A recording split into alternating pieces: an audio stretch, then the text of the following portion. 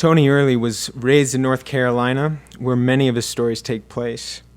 He received his MFA in creative writing from the University of Alabama and has taught creative writing at Vanderbilt since 1997, where he is the Samuel Milton Fleming Chair in English. He published his first story collection, Here We Are in Paradise, in 1994, and has since published 2 novels, Jim the Boy and The Blue Star, as well as a book of collected nonfiction, Somehow Form a Family, Stories That Are Mostly True. His latest story collection, Mr. Tall, was published in 2014. He's been named one of the 20 best fiction writers in America by The New Yorker and one of the best of young American novelists by Granta. His stories have appeared in The New Yorker, Harper's, Esquire, and the Best American Short Stories. His work has been widely anthologized as well as translated into several languages. He is a wordsmith, a craftsman, by his own admission, a perfectionist. His work offers a living portrait of the New South, a rare and vital voice in American literature. Please welcome Tony Earley.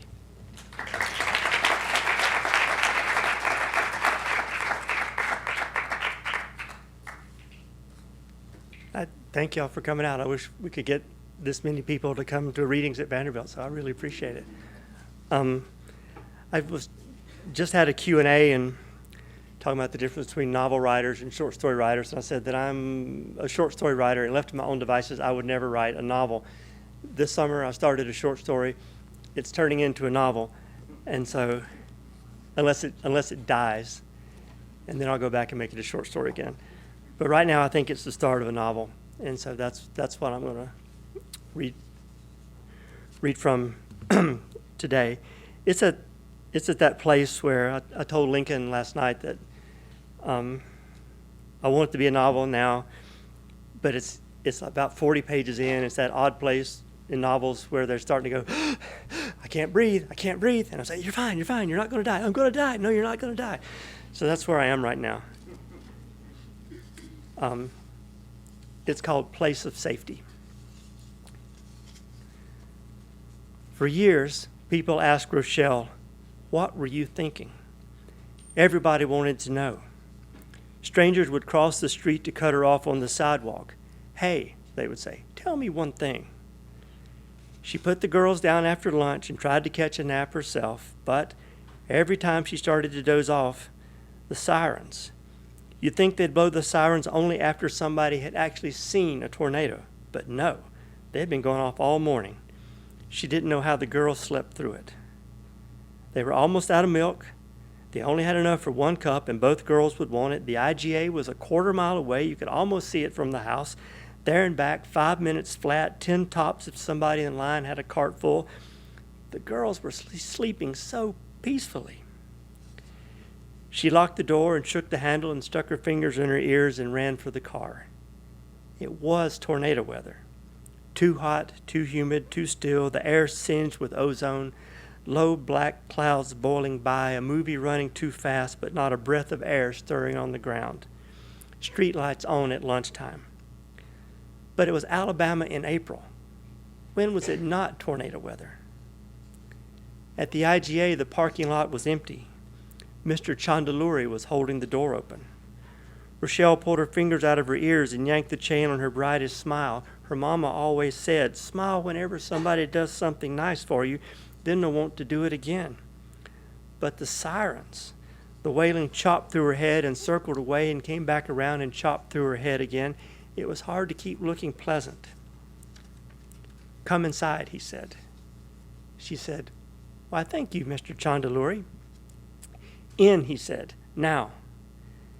That's when she saw the keys hanging from the door. She stopped. Why was Mr. Chandaluri trying to lock her inside the IGA? She said, she said, we ran out of milk. He said, look, and pointed across the parking lot. A hive of queasy green cloud hunkered over downtown. As they watched, a crooked finger of smoke wobbled to the ground beneath it and began to scratch among the buildings. A flock of shingles flushed from the roof of the insurance office and spun away into the air. A telephone pole leaned slowly forward an old man picking up a penny off the floor, the wires pulling tight before toppling over with a white flash and a boom. The lights in the IGA went off, the street lights, the sirens.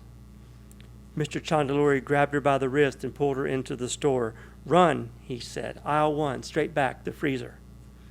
She heard keys jangling, the thunk of the door lock, her flip-flops slapping the floor, a glow, a window, a door, a broom handle, a slice of light across a tar-black room, the freezer, the cold, Mrs. Chandaluri squatting on the floor with a flashlight. "Anil?" she asked. "He's right behind me," Rochelle said. And then Mr. Chandaluri was kneeling beside Mrs. Chandaluri. "Oh, Mother," he said, "it's coming." Mrs. Chandaluri pointed the flashlight at Rochelle. "Mrs. Taggart," she said, "where are your babies?" Tina woke up first. She had waited until Tanya was asleep, then tiptoed out of the room and ran down the hall and climbed into bed with their mother. Rochelle said, "You can stay here as long as your sister doesn't wake up." Tina thought, "Don't wake up," and closed her eyes. When she opened them again, Rochelle was gone. She wandered down the hall to the kitchen and around the island into the living room. She circled the coffee table, went back through the kitchen, and opened the basement door a crack to see if the light was on downstairs, and pushed it closed again. She peeked inside the bathroom. She looked behind the shower curtain. She went back to Rochelle's room and checked the closet and under the bed. When she poked Tanya on the shoulder, Tanya frowned without opening her eyes and said, "Don't wake me up." Tina said, "Mommy's not here." They searched Rochelle's bedroom, the bathroom, the kitchen. Tanya cracked open the basement door and closed it again. In the living room, they looked out the picture window. The street lights were on. Tanya said, "Her car's gone." "Where did she go?" Tina asked. Dogs all over town were howling along with the sirens. Tanya said, "We should turn on the TV." They set down the rug, and Tanya aimed the remote at the television. Carter Bright looked at them and said, "Dana, Alabama, if you can see me, if you can hear the sound of my voice, you should already be in your place of safety. If you have a basement, get in it right now. Run. Kitchen. Leave the basement door open so you can see.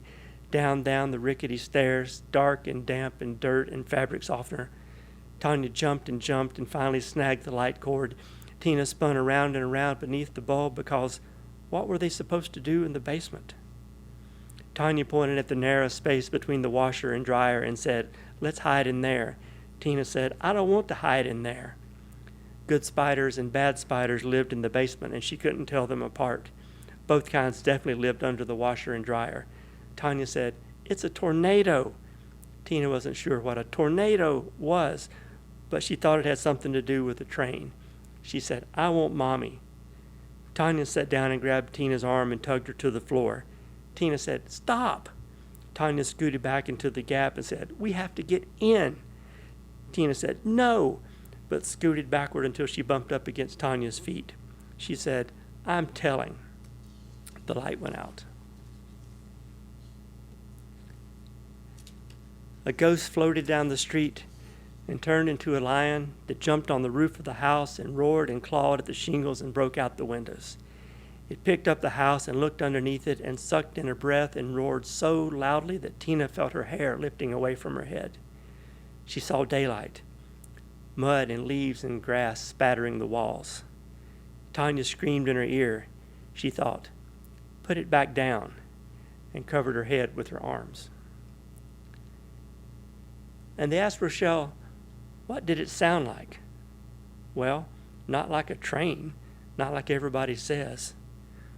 More like jets flying over the stadium at the end of the national anthem, and gravel pouring into a truck bed, and a car wash vacuum cleaner sucking up paper clips, and tennis shoes bungling around the dryer." Then it got so quiet she could hear Mr. Chandaluri's nose whistling. He said, "Mother, I think it's gone by." Mrs. Chandaluri said, "Mrs. Taggart?" Rochelle said, "They were asleep." Mrs. Chandaluri said, "Anil, open the door." She stood beside her car with her keys in her hand and watched Mr. Chandaluri run down the street and duck under a sagging power line and wade into the canopy of a fallen tree and disappear. Mrs. Chandaluri said, "Run, Mrs. Taggart." and pulled her sari halfway up her calves and jogged after Mr. Chandaluri. The house was a trash heap, a burn pile, garbage slung into a ditch by rednecks too lazy to drive to the dumpsters in town, jags of wood and siding and shingles and clots of pink insulation, magazines and sofa cushions and yellow plastic plates, the Goodwill treadmill, the blue cooler, the shower curtain, the grocery bag stuffed with other grocery bags, everything she owned. Mr. Chandaluri had managed to climb on top of the pile where the kitchen used to be. He stood with one foot on a piece of the roof and the other on top of the refrigerator. He clasped his hand to his forehead, a sad explorer who had climbed the wrong mountain, then leaned over and closed the freezer door. Oh, no, no, no. Mrs. Chandaluri was down on her hands and knees near the front steps, speaking into a foundation vent. "Little girls," she called. "Little girls, are you there?" If I was really cruel, I would just stop there.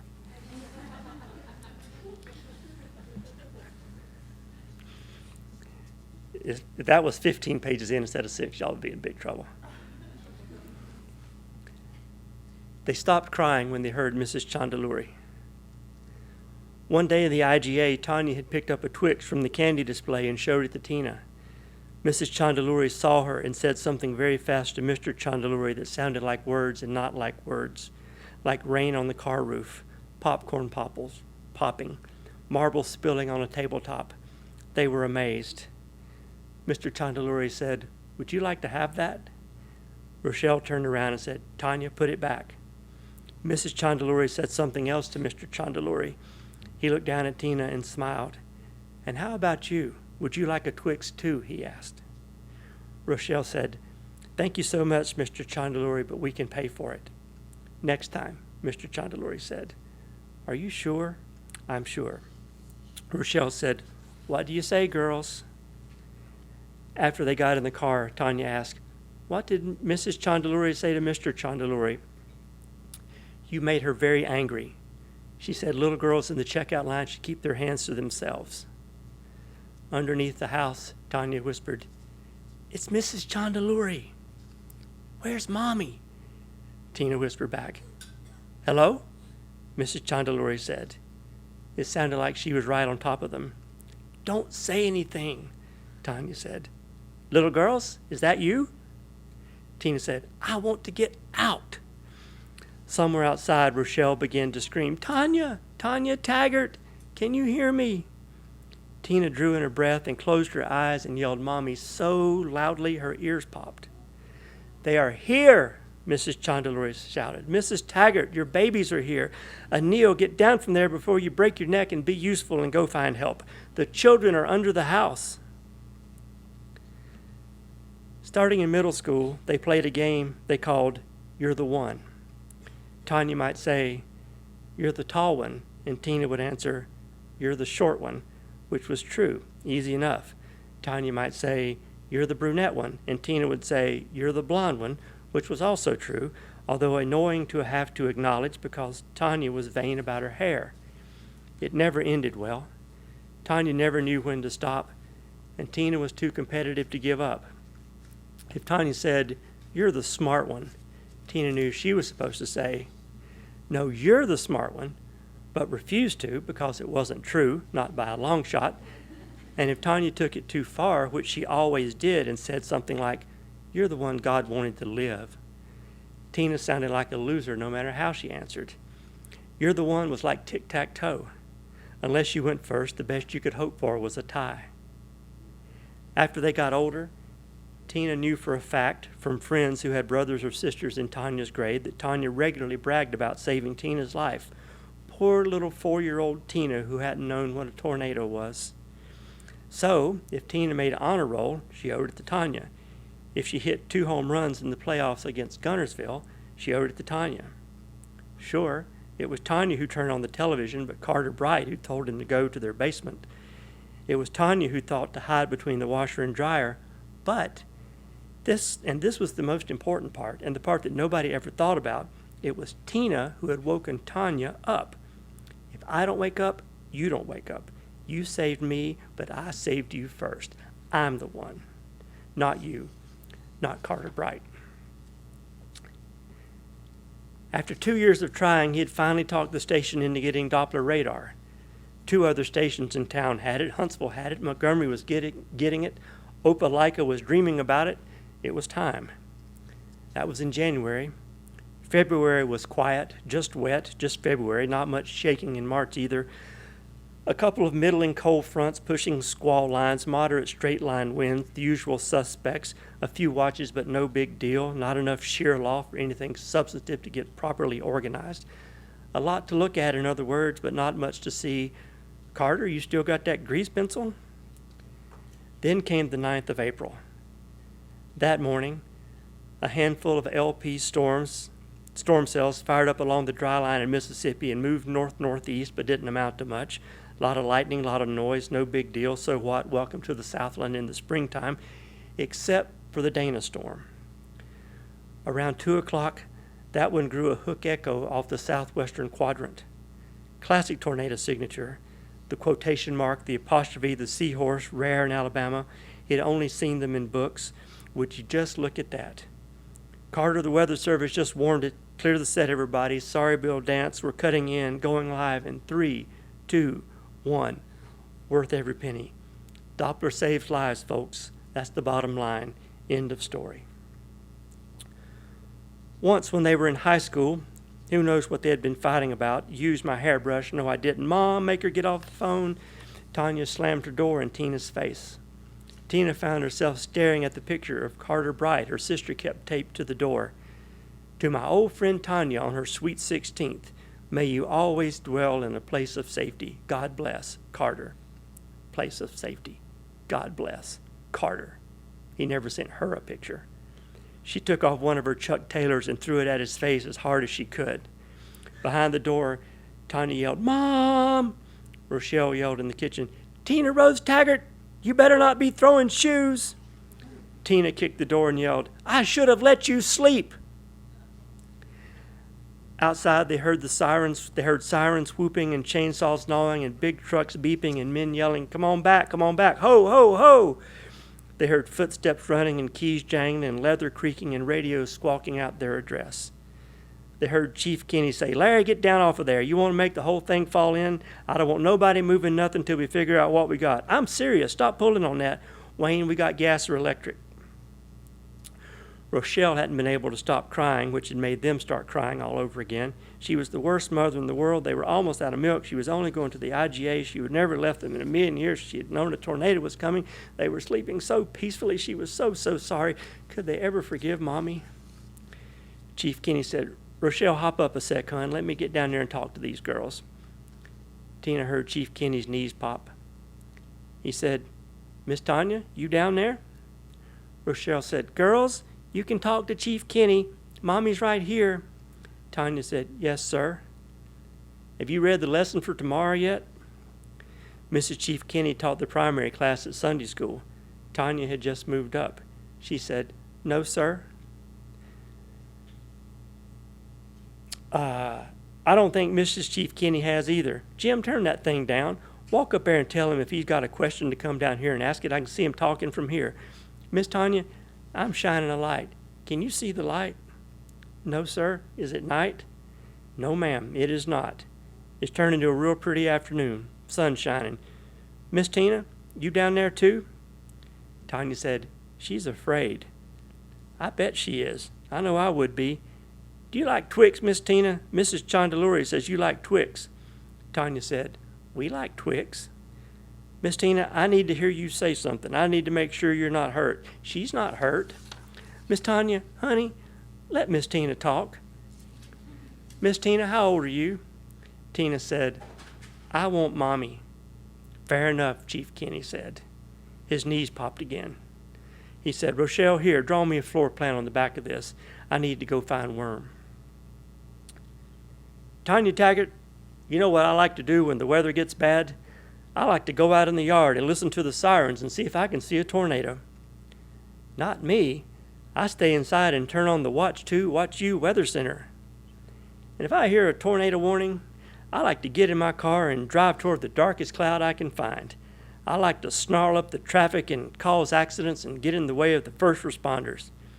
Not me. I go to my place of safety. What's that? A place of safety is a basement or an interior room, like a bathroom or a closet. I try to stay away from windows and put as many walls as possible between me and the storm. Wow, you must be very smart. I'm not just smart. I'm watch you weather-wise. Hey, that ice cream looks pretty good. Can I have some? Get your own, Carter. Get your own. Chief Kenny turned a giant worm loose underneath the house. It talked to itself as it crawled toward them. Okay, that's a nail, and that's a nail, and damn, that's a lot of nails. Is that loose? Nope. Then put that arm through there, and that leg there, and my foot's stuck. Nope, not stuck. Is that a spider? Not a spider. I don't know what that was. Could have been a spider. She was going to scream as soon as she saw it. And something's wet. I don't want to know what that is. I know what that is. And it's nasty. Will that move? Yep, that moves. Don't move that. And found the toaster. And somebody, I think it's a robe. And whoa, stove in the staircase. Please don't follow me, stove. And there's the washing machine. Chief Kenny, I'm almost there. Chief Kenny said, Worm, turn that thing off. I'm about 6 feet away from where you are. She opened her mouth and drew in a deep breath. Dr. Koppelman was the radiologist at Dana Memorial, where Rochelle was the x-ray receptionist. When he ducked under the caution tape, nobody stopped him. Why didn't somebody stop him? She didn't want him to see her house like this, and she didn't want him to see her like this. Sweatpants and flip-flops and a ratty Alabama t-shirt that had belonged to Tommy Taggart. She was covered in mud and her hair was dirty and she didn't have on makeup, and the girls had painted her toenails 2 different colors because they couldn't agree on one, and she wasn't wearing a bra. And she was the worst mother in the world. She had left her children alone while they were asleep, and a tornado had come and destroyed their house, and they were trapped underneath it, and somebody named Worm was trying to find a way to get them out while she watched Chief Kenny talk to him through a hole.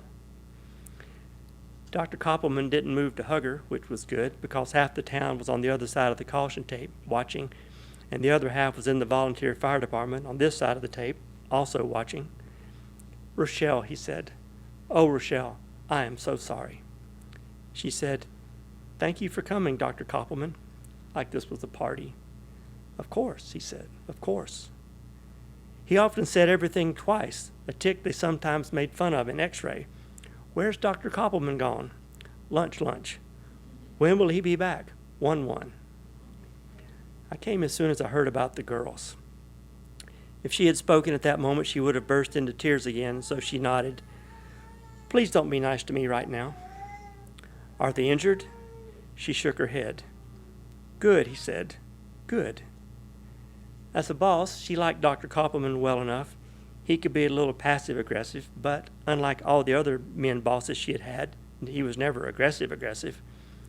He might slap a misfiled film down on the counter a little harder than was absolutely necessary, but he would never say anything to you about misfiling it. He never made you feel bad in front of anybody else. He said, Can I call anyone for you? I know your family lives in North Carolina. Have they been notified? I'll call Mama later. It's fine. What about your husband? Would you like me to contact your husband? Rochelle shook her head again. What to say about Tommy Taggart? He was shacked up with some Cajun whore in Bayou Gula, Louisiana. He had parked Rochelle and the girls in Dana and said they wouldn't be there long. Then he left before Tina could walk.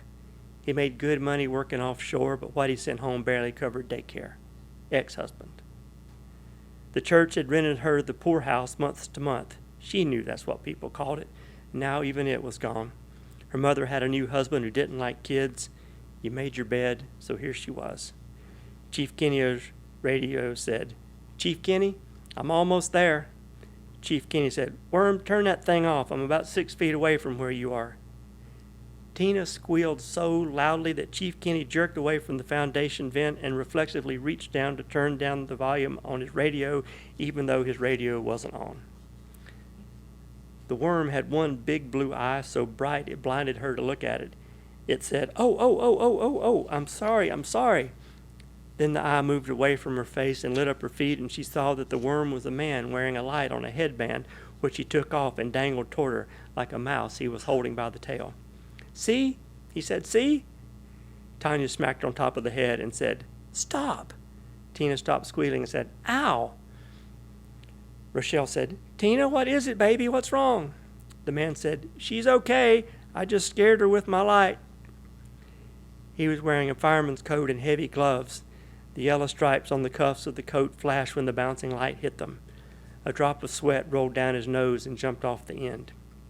He said, "Girls, I am so sorry. I wouldn't scare you like that for the world." Tanya said, "She thought you were a worm." "Well," the man said, "I've heard that before." "We could hear you crawling." Rochelle said, "Tina, honey, Mr. Worm isn't a worm. That's just his name." Donnie," Worm said. Don, Donald, Worm, whatever. I like Donald. Chief Kenny said, "Worm, those girls okay?" "Yes, sir. They're looking out at me like a couple little owls, and they do not appear to be injured." "That's great," Chief Kenny said. "Good job, girls." "They're good girls, all right," Worm said. Chief Kenny said, "So what do we got?" Let's see. I'm in kind of a little lean-to crawl space made by a big hunk of the floor deck, and it looks like everything is balanced on a joist laying on top of the washer and dryer. I don't like the way any of it looks, to be honest." "You think we can lift it?" 10-10. I'd be afraid to try that." "You think you can get a jack under that joist?" "Doubtful. The little girls would have to crawl it here where I am, and they're better off where they are." "What about the stairway?" That's where the stove is, and it don't look like it wants to be messed with." "Can you crawl 'em out?" 10-10. Nails and glass everywhere." Chief Kenny said, "Well, Worm, dadgummit. I know it, Chief. I know it." "Okay. Crawl back out here and draw me a picture." "On my way." "Oh, girls," he said. He put the light back on his head, but twisted it off to the side so it didn't shine in their faces. "I almost forgot. I brought you some presents. Let's see if I can reach back in this pocket. There. Here's a little flashlight for you to hold, and here's a little flashlight for you to hold. And what's in that other pocket?" "Why, it's Twix. Here's one for you, and here's one for you. Mrs. Chandeluri said to make sure I gave you those."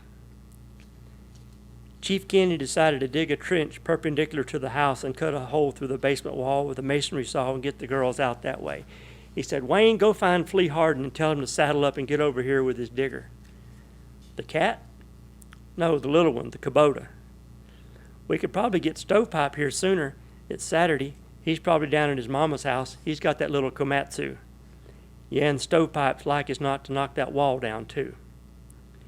2 years ago, in the First Baptist Cemetery, Stovepipe had accidentally smashed in the lid of Mavis Stepp's casket with the bucket of his backhoe while digging Garland Stepp's grave.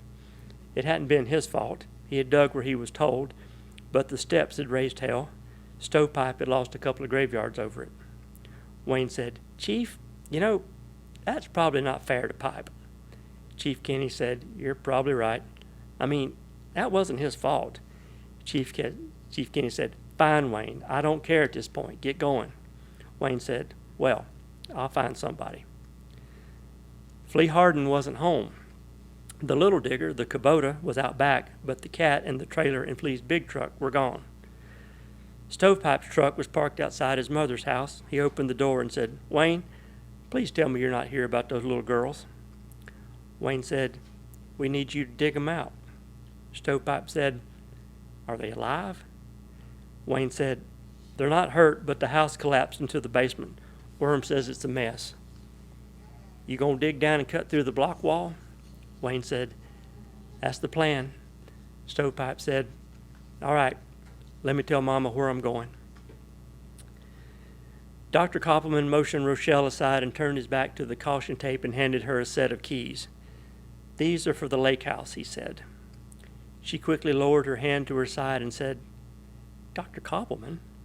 He said, "You and the girls need a place to stay, and I hardly ever used the place since, well, Mimi, breast cancer, and her husband a radiologist."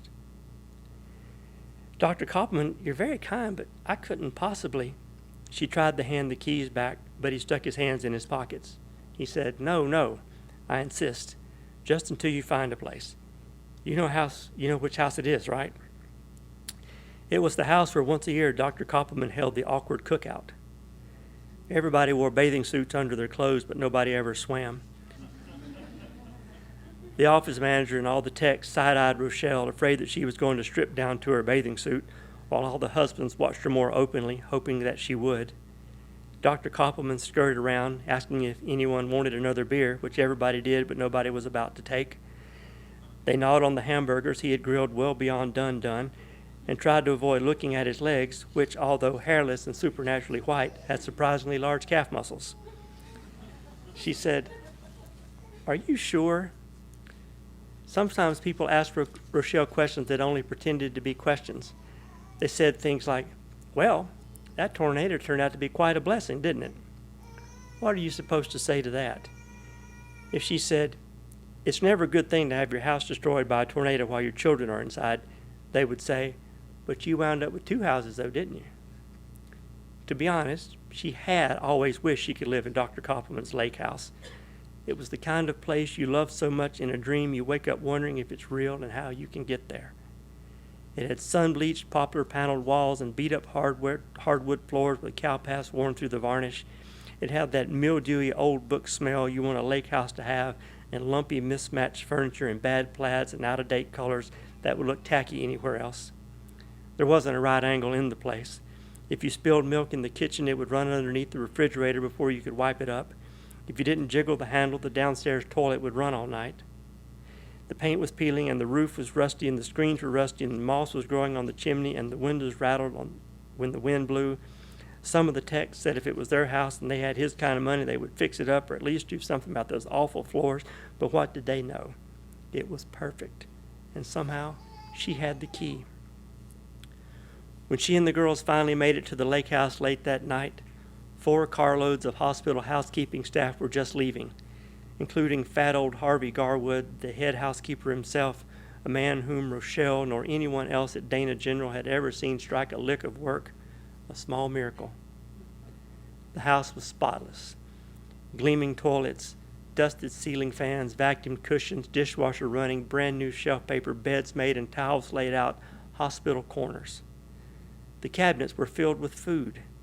On the counter, in a sealed envelope with Rochelle's name typed on the front, was a Walmart gift certificate for $500. Nobody ever owned up to buying it. 2 gallons of milk in the fridge. All right, thank you.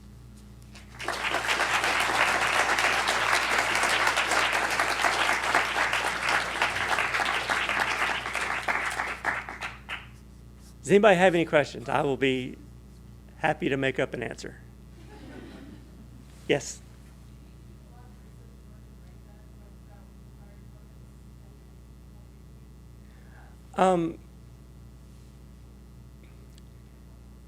Not outside of things that I was already interested in.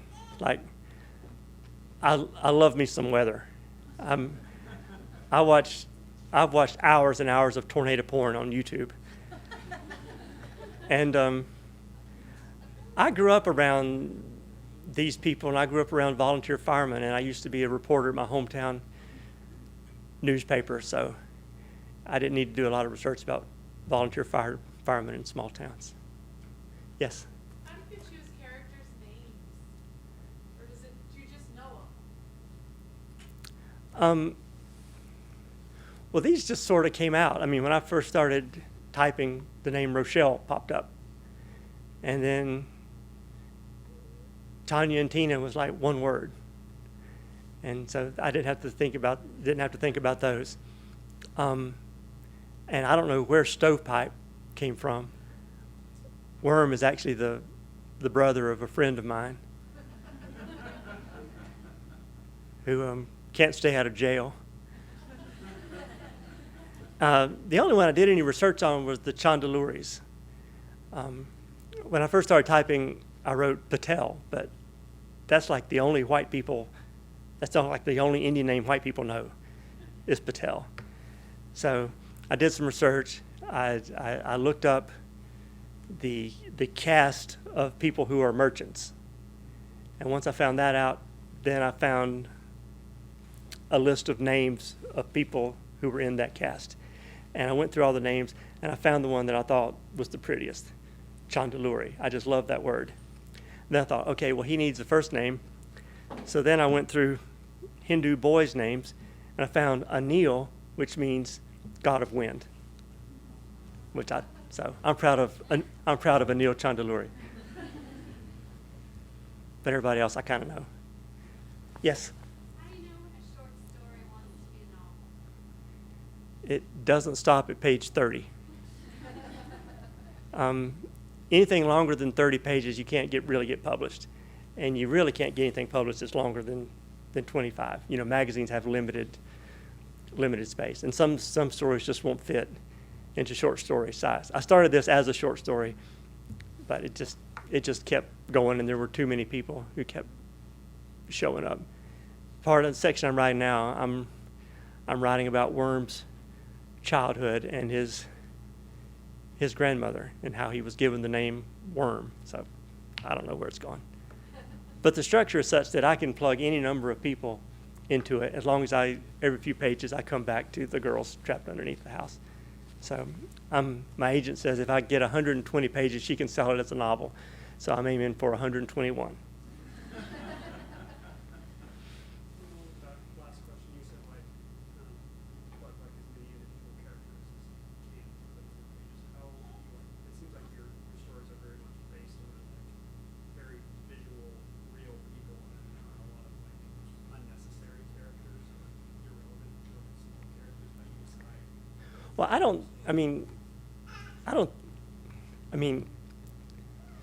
if you, my personal thought is if you name somebody in a story, you need to give them a job.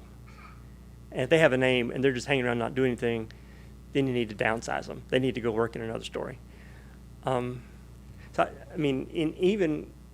in a really long novel, I don't think there should ever be a superfluous person who isn't, who doesn't have a job.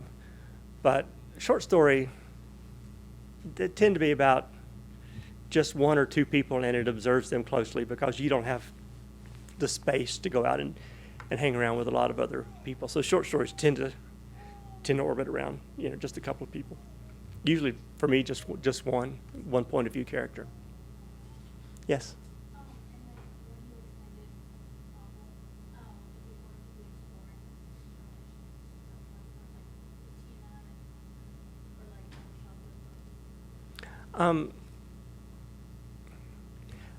After they sort of become alive, they just sort of explore their own issues, and it's just sort of following them around. And then occasionally going, oh, this thing Tanya's doing kind of looks like this thing that Worm is doing, so now it's a metaphor. Now I can make it a metaphor. Now I can use it. So that's sort of the discovery process. It's just following people around, and then the writer part of me goes, oh, maybe I can plug these two things together and say something else. Yes?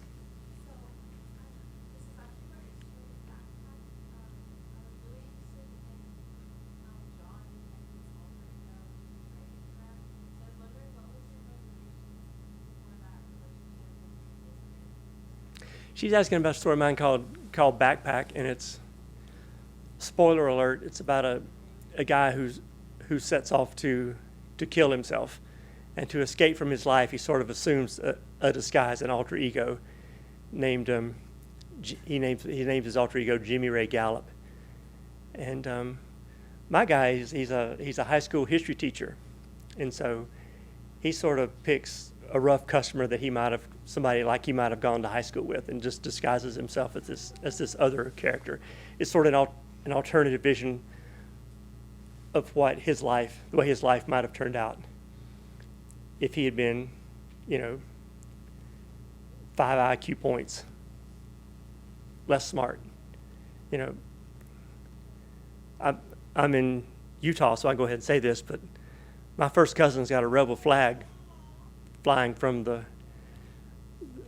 in the yard of his log cabin, and he's my first cousin, and 5 to 7 IQ points. I'm him.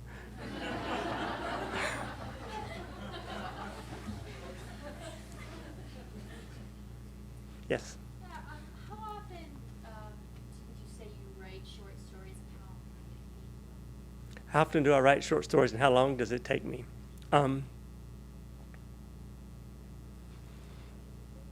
Who sent you?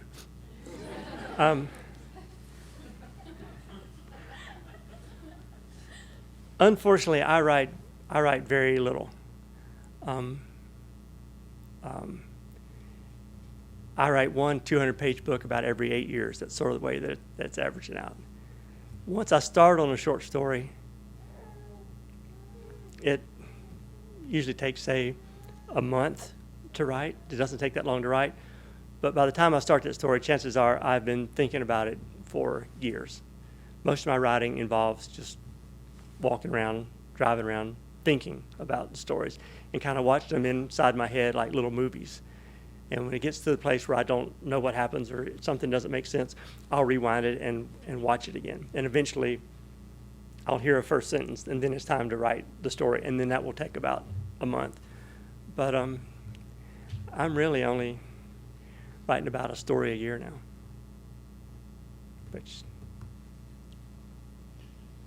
I really hate that.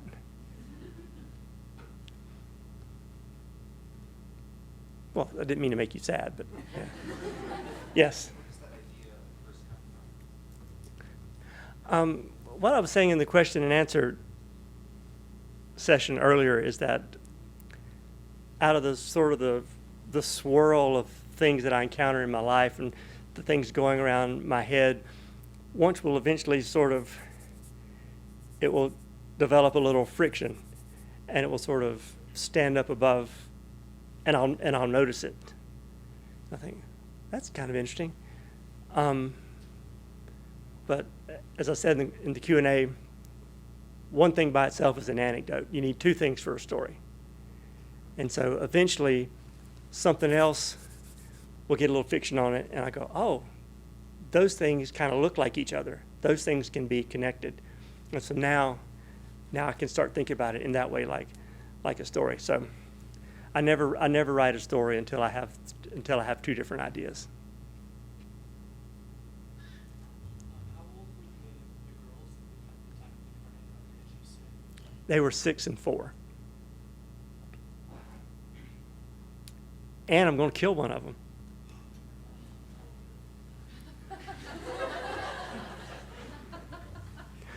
Not for about 100 pages, but you know how in the original Star Trek, they're going down to the planet, and you got Captain Kirk and Mr. Spock, the chief engineer, the doctor, and the head helmsman, and one guy in a red shirt you've never seen before? You know he's not coming back from the planet? One of my girls is wearing a red shirt. That's exactly what I want to hear. No, that means they're real, and you like them. Yes? How do you decide you're going to kill a character? Because they were dead before I started. I mean, just...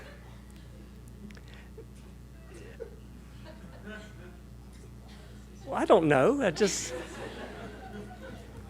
Well, way TMI, but the original genesis of this story was my next door neighbor was murdered by a crazed ex-boyfriend, and we were really close, and we were both weather nerds, and our families, Tennessee, a lot of tornadoes, they would get in their places of safety, and Amy and I would be out in the yard looking at the shelf cloud and talking about it. And she grew up in Alabama, and I discovered through the magic of YouTube this Alabama weatherman who's a legend named James Spann. Watch James. I mean, when there's bad weather in Alabama, stream and watch him live. The man's, he's like a weather small g god. So after I discovered James Spann, I said, did you ever watch James Spann? She goes, oh, James Spann. And so we had weather in common, and she was a great storyteller, and she loved to laugh, and so we were always cracking each other up. And so in some way I wanted to write about Amy. And then the other thing was weather. Amy has a sister named Meredith, and they're about 2 years apart. And they had a complicated, sister relationship. And so what I had the idea was eventually Tanya was going to be killed by a crazed ex-boyfriend, and that's since been abandoned. But as far as I know, she's still not going to make it. Because if you notice, it never goes into her point of view. She's not a point of view character. She's an observed character. So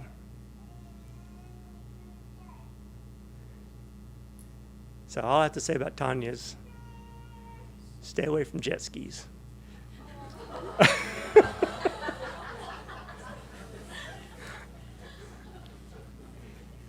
Somebody, a hand over here? Yes. For those that are just starting to write short stories or, just dabbling, I guess, what would be the things to keep in mind when you're trying to learn this art form? This sounds really simplistic, but I find that this happens a lot in my undergraduate classes.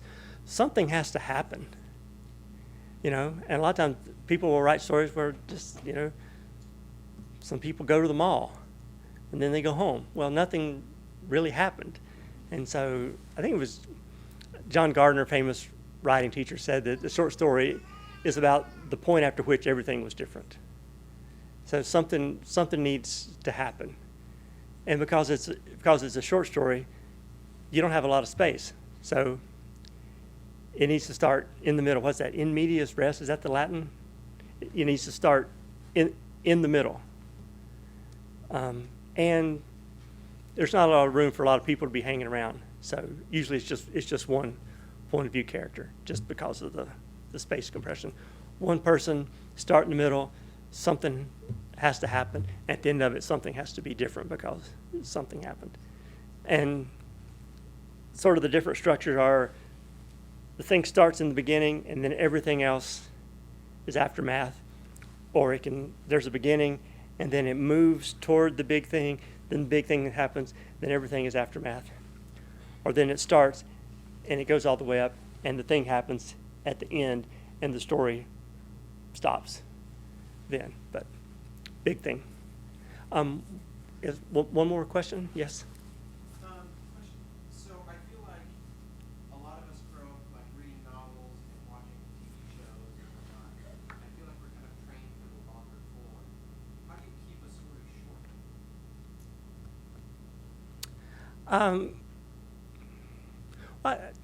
I told somebody in the Q&A, they sort of asked the same question. And the analogy that I use is that there are different kinds of runners. There are sprinters and there are distance runners. And, one in the other one's race is going to get stomped. So some people have short story muscles and some people have novel muscles. And if you're a novel writer, don't worry because you have trouble finishing a short story. And if you're a short story writer, don't worry too much because your novel stops, because your novel stops at page 40 and you go back and make it a 20-page short story. But you're students, so you have assignments. So do what your professor says and write your assignment. But we all have different sets of muscles, and I have a pretty definitive set of short story muscles. I started writing novels for all the wrong reasons, which in my business, that's the way we keep score. It's novels. And nobody really wants short stories. Nobody reads short stories except people who are in MFA programs. They're the only people who buy short story collections. But in a perfect world, if I had found my own way and hadn't had any other considerations, I think I would have only written short stories. And then after my last novel, I said, well, I'm done. I'm not going to write any more novels. And now I've started one. Okay. Well, y'all need to get to your next class. So anyway, thank you for coming. I appreciate it.